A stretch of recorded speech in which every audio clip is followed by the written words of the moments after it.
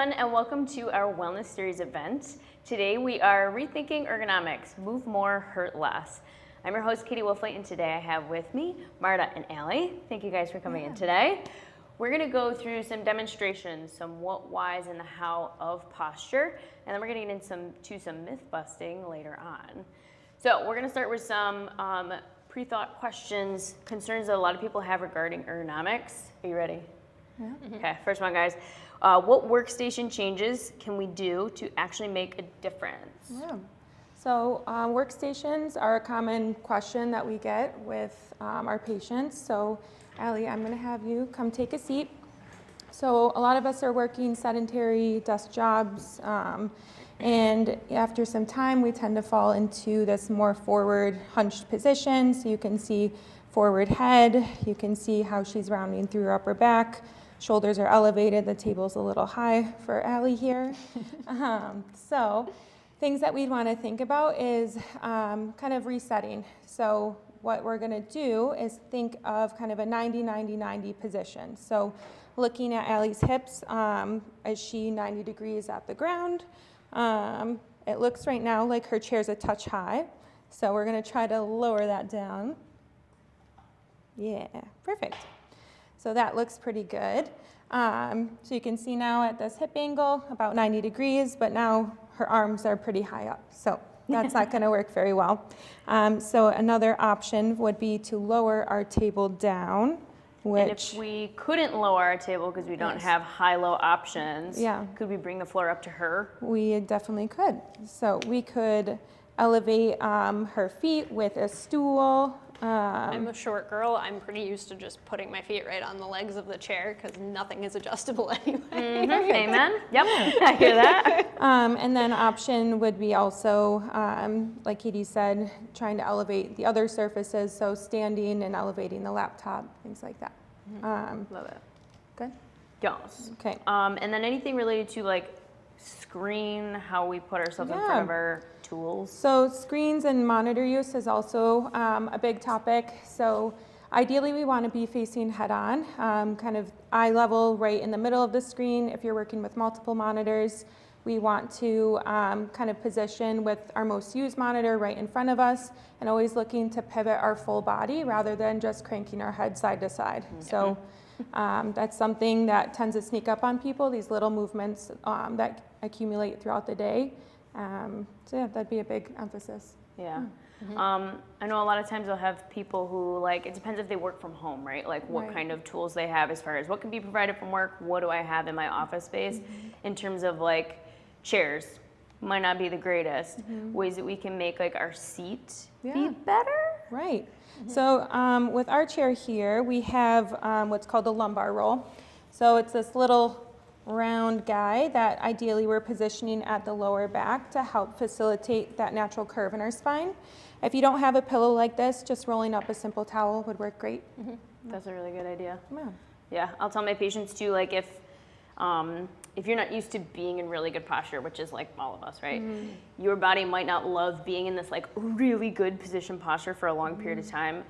I'll take this lumbar roll with me on like road trips, so like sitting in a car even a long time. And then I'll take that pillow, I push it right down where my belt buckle is.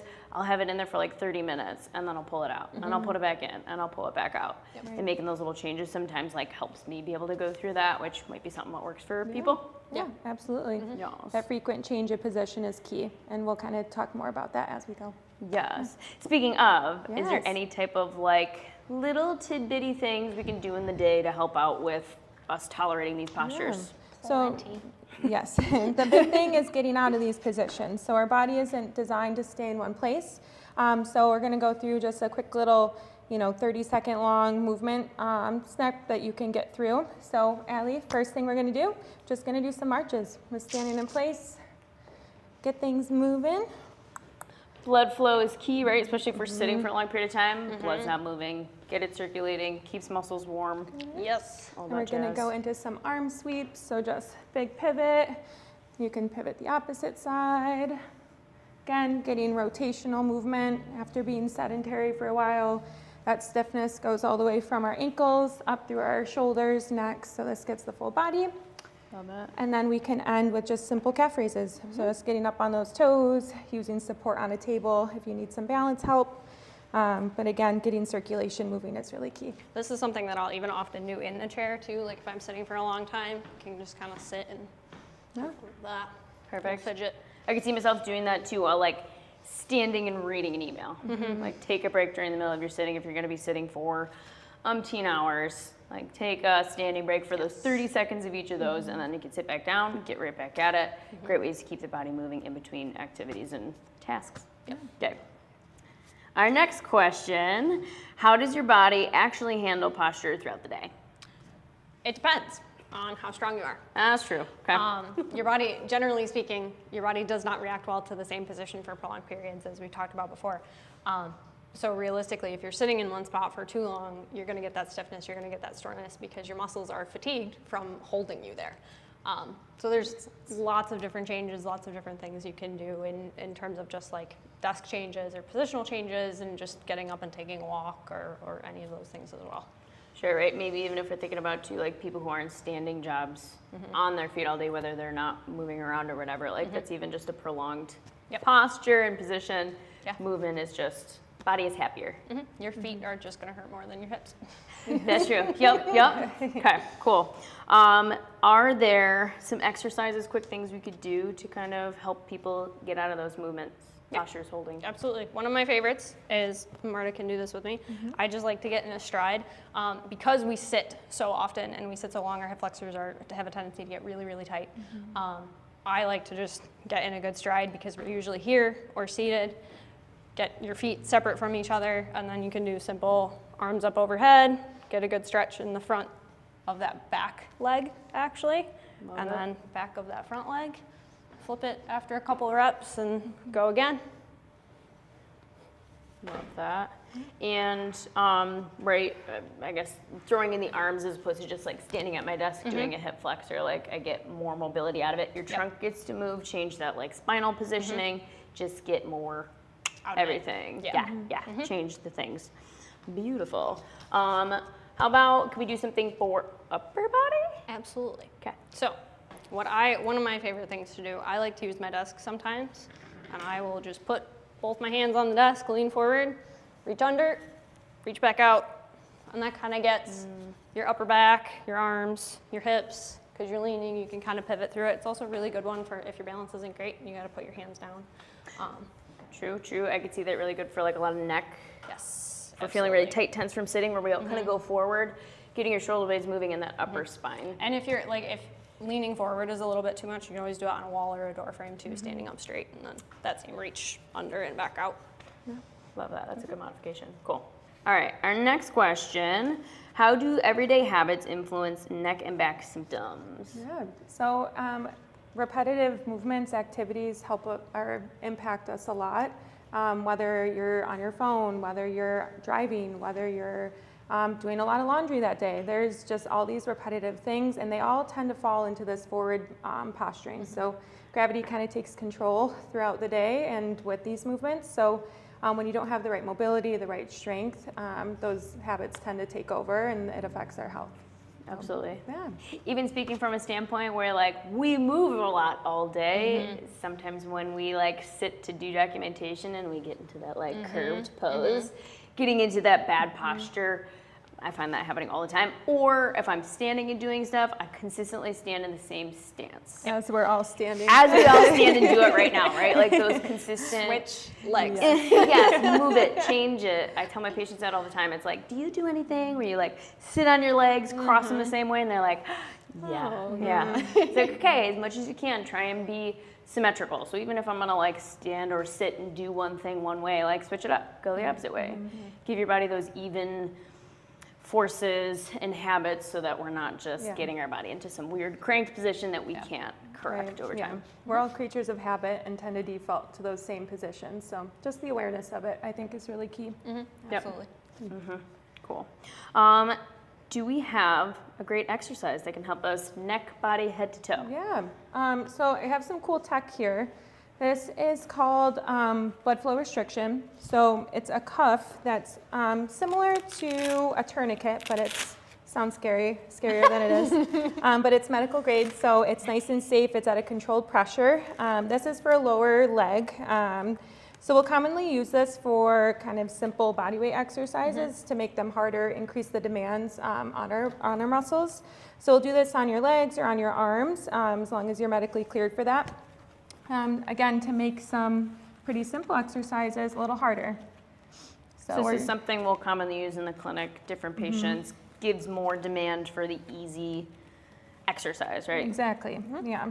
So as you're kind of progressing throughout your rehab, you might not be able to tolerate high-level weight training or things like that, but we can take body weight exercises and make them pretty hard. So we turn this on, and then we're just going to go into a simple squat. So a squat is a great way to get full body moving. You're getting ankles, knees, hips, back, everything. And then with the BFR on here, that quad, the hip, the whole lower leg thinks it's working a lot harder than it is. I would add to this too. This is really great for people like me that are a little bit more loosey-goosey, a little bit more hypermobile, that our bodies have to work twice as hard to keep themselves in one good position. The BFR allows us to gain a lot more strength with a lot less load and a lot less pressure on our joints. Yeah. Faster gains. Yes, ma'am. Which we all want that. Yeah. That's Right? good. Yes. Don't we all? Stronger, faster, better, quicker. What if we have friends who we've got a little bit of like hip knee issues? Can we modify squat? Yes, so squatting, like Katie alluded to, can be hard on the knees. So one option is to control the depth of the squat. And if you have any balance issues, having a chair here can help to do that. And so if you lose your balance, that's there. So performing a squat or a sit to stand to the chair, that's a great option.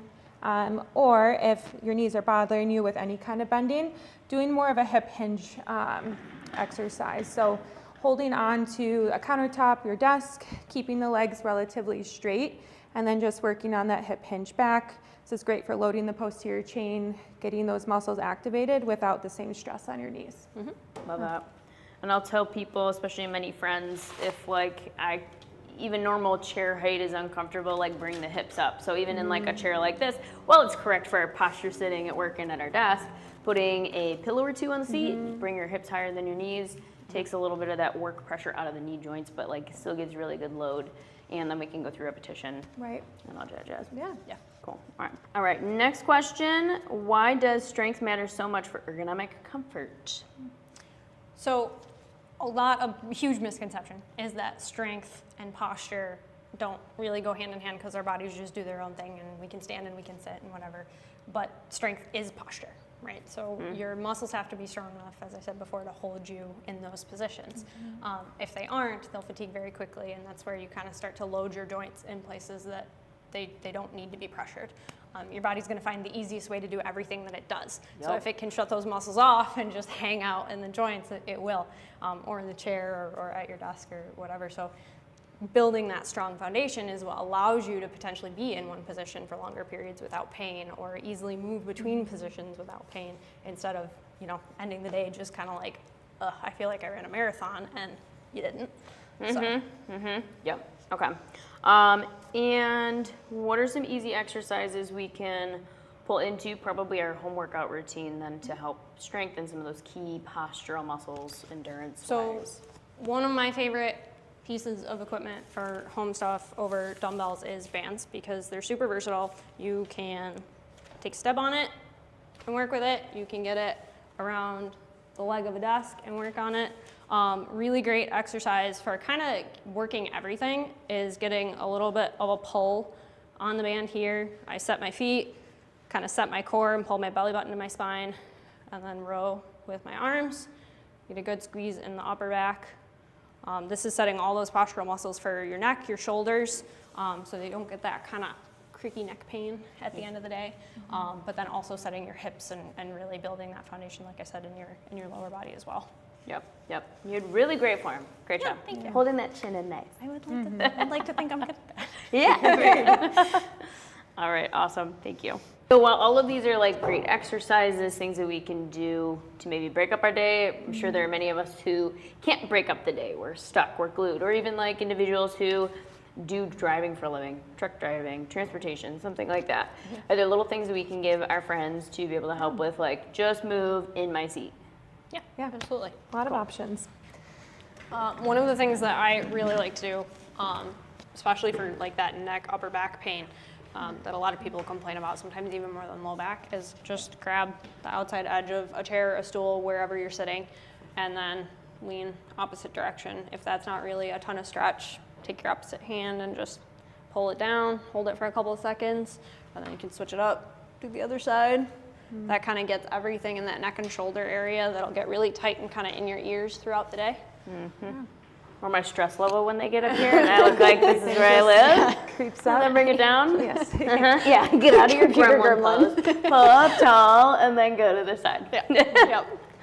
Another exercise at like head and neck would be chin tucks. So when we kind of find ourselves in this forward hunched position, these muscles get really lengthened and these muscles get really tight, and that's a common source of tension headaches, which nobody wants to deal with. So kind of sitting up tall, we're going to think about making a double chin. So we're going to kind of think about tucking your chin straight back towards your spine. I'm pretty tight, so I feel a stretch kind of come on the back of my neck a little bit into my upper back, holding that for like 10 seconds, and then relaxing. So driving is one of my favorite times to do this. I find myself when I'm peering around a corner, I'm like really accentuating that posture. And then you have the headrest behind you so that it's able to kind of check that you're not going too far with that. Yep. Or like if I'm driving and I look over at somebody next to me at the stoplight and I'm like, oh my God, they're so far forward. I'll pull up and then like I'll do a couple of those because then I can feel myself doing it. Couldn't be me. I'm not sitting like that. No, That's not me. Yeah. Cool. So 10 of those.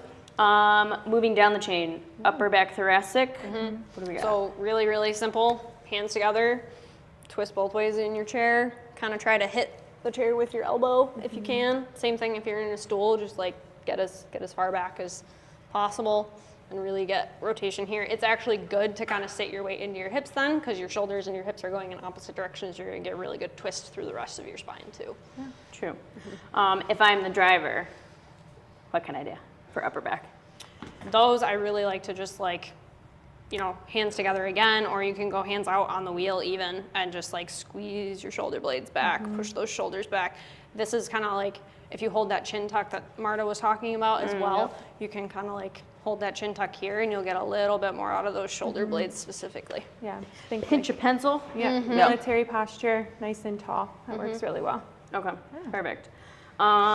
Moving down, hips. Hips. This is a big area where we find a lot of tension. So piriformis muscle, kind of outer glute muscles are commonly tight. So kind of thinking figure 4, crossing that ankle over, and then you can lean forward. I feel it pretty immediately because I'm tight. Nice easy way while you're seated. Nobody's going to be looking at you funny. Yeah, that's one where I really like to push-pull on that one as well. Yep, even the variation of like pull up into you so you can get that cross in there. Yep. Your back pockets love to get stretched. Hamstrings. Yeah. Nice, So easy. it's real easy. Out in the front of your chair, stick a leg out. I like to stick one leg out at a time just so you don't go rolling, especially if you're in a computer chair. And then both hands and reach for those toes.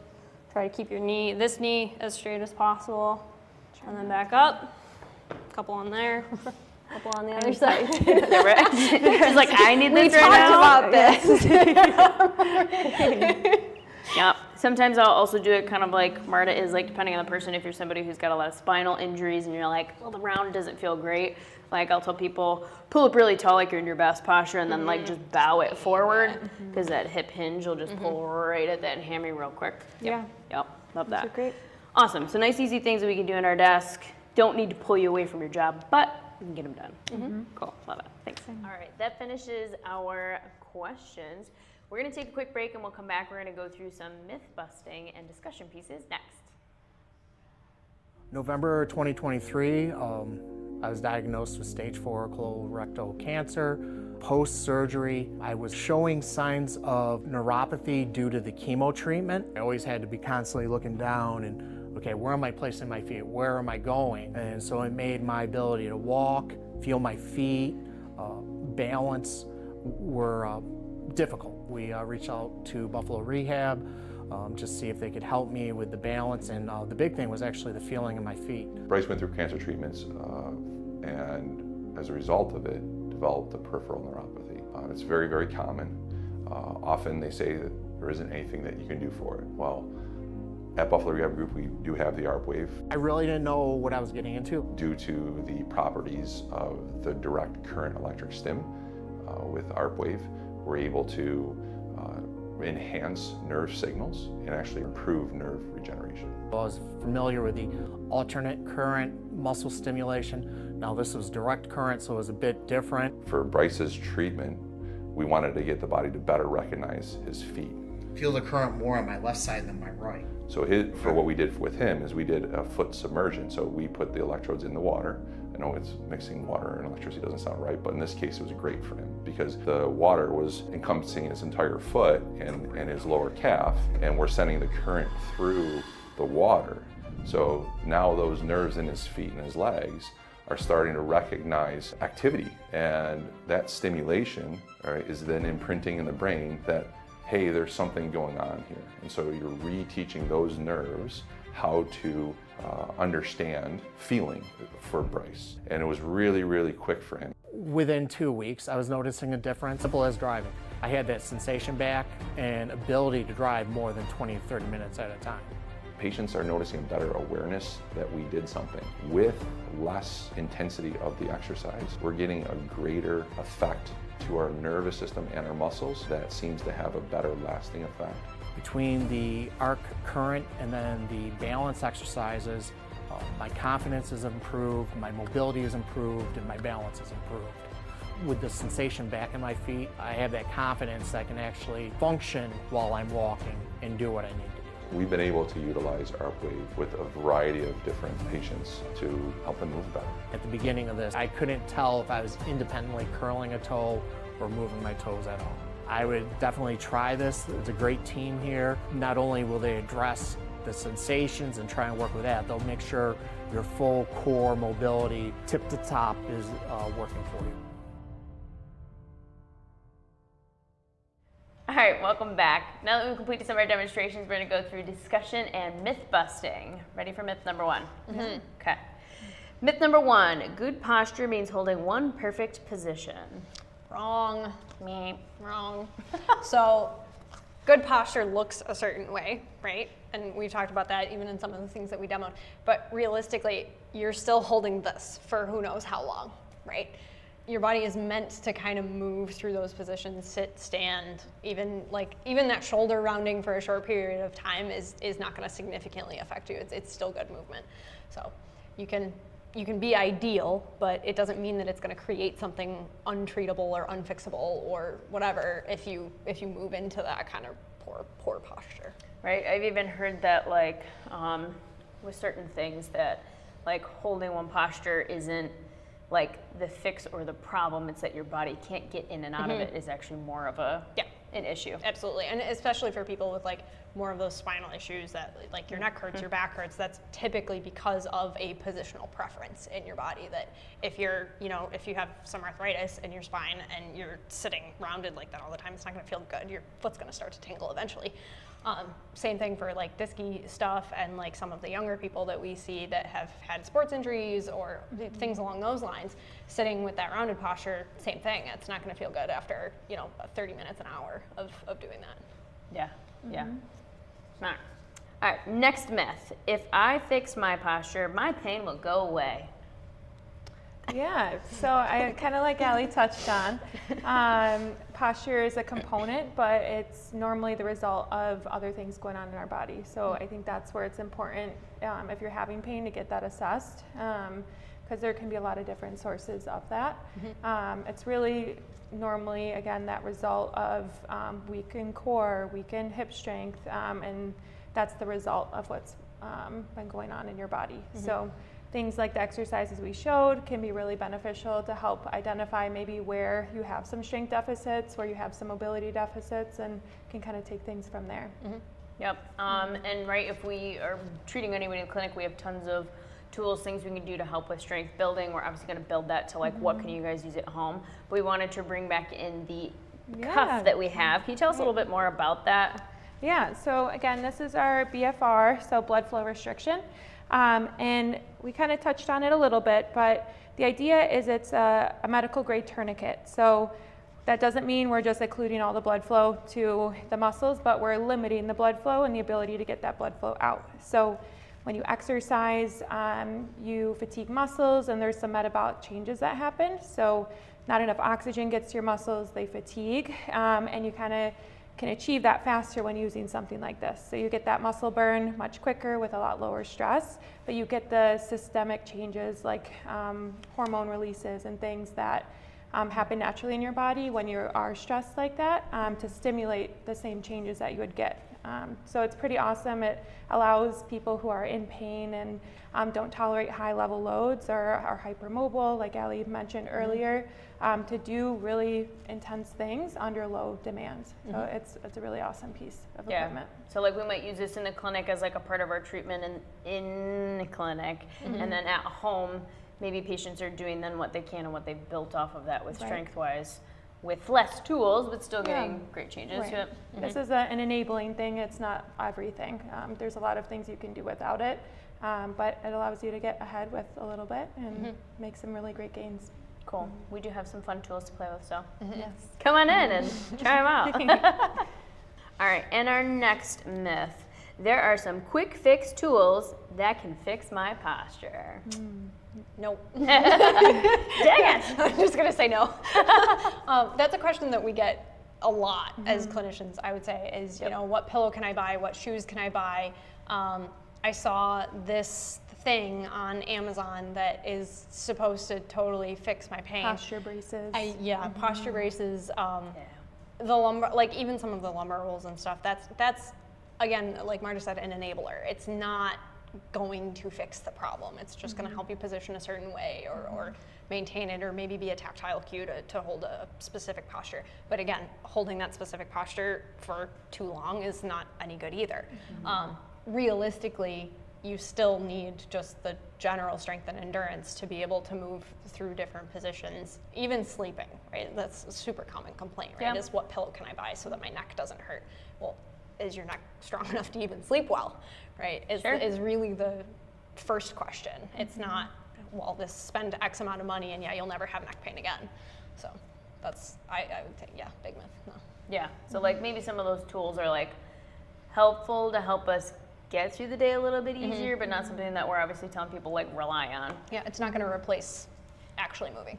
And like like you said, I kind of like the get through the movements and then be able to do them with less effort. Hopefully, Less perceived effort. Yes, there we go. Put it that way. Yep. It's a little less taxing because now my body has the right strength, posture support, endurance to do all those things. Yep. Yeah, that's a good way to put it. All right. And our other piece. Question in general, not so much a myth. Why does pain show up in confusing places for a lot of our patients? I think it's common that we get sources of pain and we think that, oh, this is a shoulder injury because I feel pain here. This is a neck injury because I feel pain here. Our bodies are really smart and they're really adaptable at finding ways to move and change how to move. We like the path of least resistance. So 10 out of 10 times it's going to take that path. So the pain tends to manifest because of those compensations over time. So that's really where it's important to identify the root cause of what's been going on and get assessed or try different things to see really where are the limitations and those compensations coming from. Yep, and that's where I feel like a lot of our like PTs, OTs, it's the right place to be to say, hey, this is where I'm feeling pain, but like what is going on? Where is it really showing up from? Because there's issues going on somewhere else. Right. Yeah, it's really common. I can't tell you how many low back patients come in, with pain or neck pain, and it's because their ankle isn't moving well. It's very common, and it's, you'd be like, what? But it's very common, and that's where it really is important to get a full body assessment and not just fixate on that one area. A lot of times I also find that like I'll talk through what I'm seeing from my patients as they're doing. They're like, I would have never thought about that. And you're like, I mean, it's slight, but it's definitely impacting how this, then that moves. And that just like changes the whole up the chain type of events. Those repeated movements, it's where it adds up over time. It's normally not a one and done thing, especially when it comes to posture. It's chronic movement patterns over time that manifest into those pain areas. Repetition. Yeah, and chronic, to your point of being like, this could be something that started a decade or two ago, and you're only feeling it now because it's been the way that it's been for as long as it has. And going back to the quick fix, it took the time it took to get here. It's not gonna just go away in this chunk of time now. Right. It took that long to get here. It's going to take that time plus a little bit to actually get through it, get over it. Yeah, that's a really good point. Awesome. All right, so that'll wrap up our discussion section. We're going to take a quick break, and then we're going to come back for our live Q&A. So be sure to put any questions that you guys have down in the chat, and we're going to get back to those. We'll be right back. Thank you for watching our free online class, Rethinking Ergonomics, Move More, Hurt Less. Our live Q&A will begin in just a second. Be sure to register for our 2 remaining classes during the 2026 YMCA Wellness Series. Stronger core, stronger pelvic floor, and healthy aging made simple. And now for our live Q&A.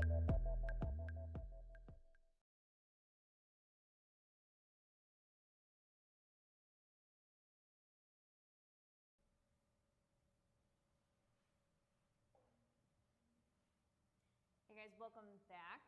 Hope you guys have learned a ton so far, but we have some great questions you guys have put through in the chat for us that we're gonna go through now. So if you still have any, you can continue to put them in, but hopefully we're gonna answer some good things for you right here.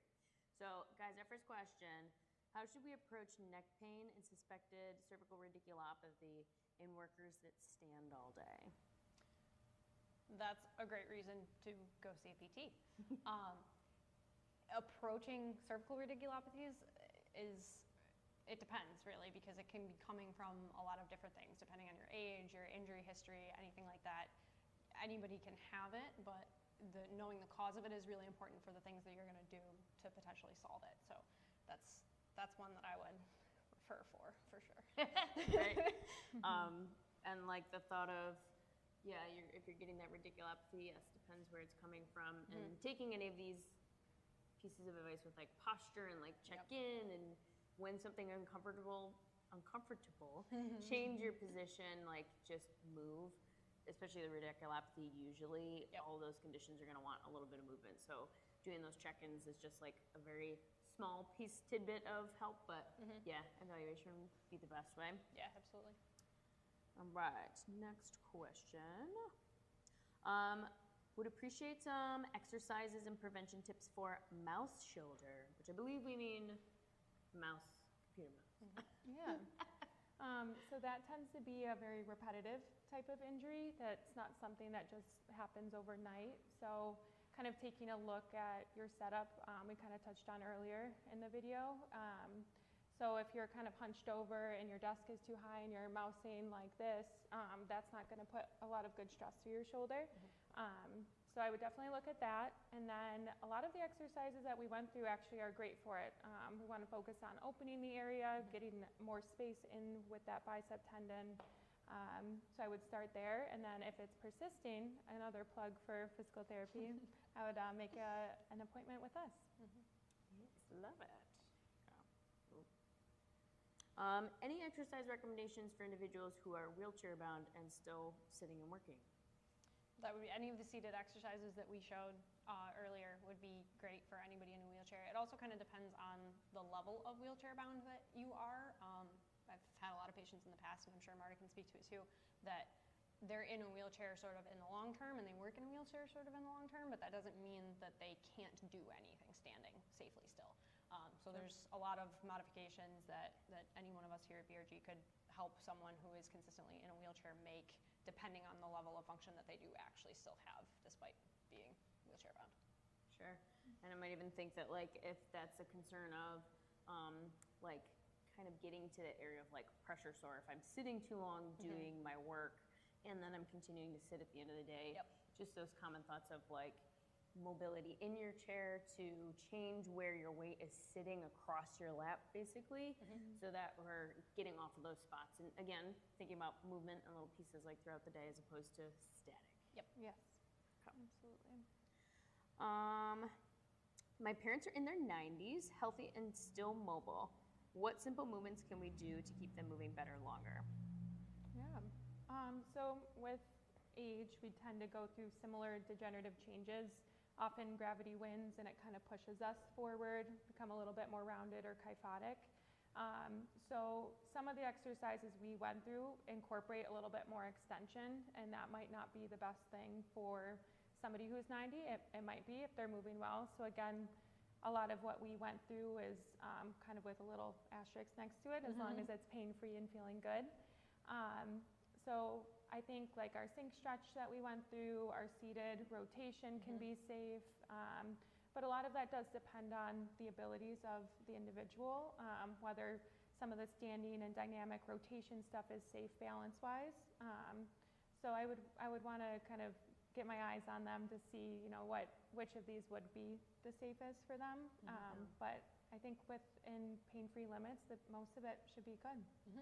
And maybe even just like take the bands out of the resistant bands exercises, and it's still like great range of motion for scapular mobility, getting the chest open and things like that. Yep. All right, and touching too many things, sorry. Is it better to have a desk chair with no arms, as they often might get in the way when sitting too close to the desk or the table, and that forces me to lean forward in my chair? I think that's really a cue to look at your setup. I know for myself, I prefer, like if I'm at a desk, like a tray-style desk that is a little bit more mobile up and down, I prefer something more like a stool that doesn't have arms, so that if I'm kind of more forward and almost standing upright, I can have the desk a little bit lower potentially for my hands, or if I'm more sat back, I can have it a little bit higher. How close your desk is to you is huge, and how far underneath your chair will go underneath it. That might be where you're kind of getting hung up on the arms, and then like your desk is actually like too close, too low. Yeah, so you're not able to really get up to it, as opposed to like you get here and you're stuck. Right. So. Or like, it depends on maybe how long in the day you're sitting at the desk. Yeah. Like I could sit in an upright chair for, my 10, 15 minutes, and I'm gonna do my notes for something like that. But if I'm gonna sit in the chair for hours, I might like to have a good backrest available for me. So then, like if my arm rests can be raised or lowered, so they can either tuck under the desk with me, and then I can sit back for those breaks in between, changing that spinal position throughout the day. Yeah, and your elbow, like where your elbows actually are supposed to sit on the armrest, so that you can use the desk properly. Yeah, yeah, I love that. All right, are there certain exercises that are better in the morning versus later in the workday? So I think this depends on the person again. Some of these, you shower in the morning, everything's warm, you can go right through everything we went through. If you're somebody who tends to be a little bit stiffer, needs a little bit more time to get moving in the morning, started with more of the seated exercises is where I would start, and then gradually work into more of the standing or more dynamic. So yeah, I think it's kind of individual dependent and how you're feeling that day. Right, or I could see somebody being like, oh, I'm fine getting up in the morning, so I'm gonna do my strength building exercises now, kind of prep my body for the day. And then after the day has worn on you, all right, I'm gonna work on my mobility, stretch, get rid of the day kind of feeling. Yep. Absolutely. Yeah, so it could be either way, trick question. All right. Awesome, guys. Thank you for asking all those wonderful questions. We hope we've been helpful and you've learned a lot of things.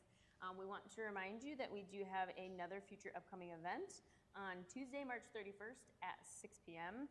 called Stronger Core, Stronger Pelvic Floor. We're going to be going through a lot of great information for both males, females. If someone you know has issues with pelvic floor, if you have a pelvis, I guarantee there's something we can help you with. It'd be a great informational session to tune into as well. So thank you guys. Have a wonderful evening.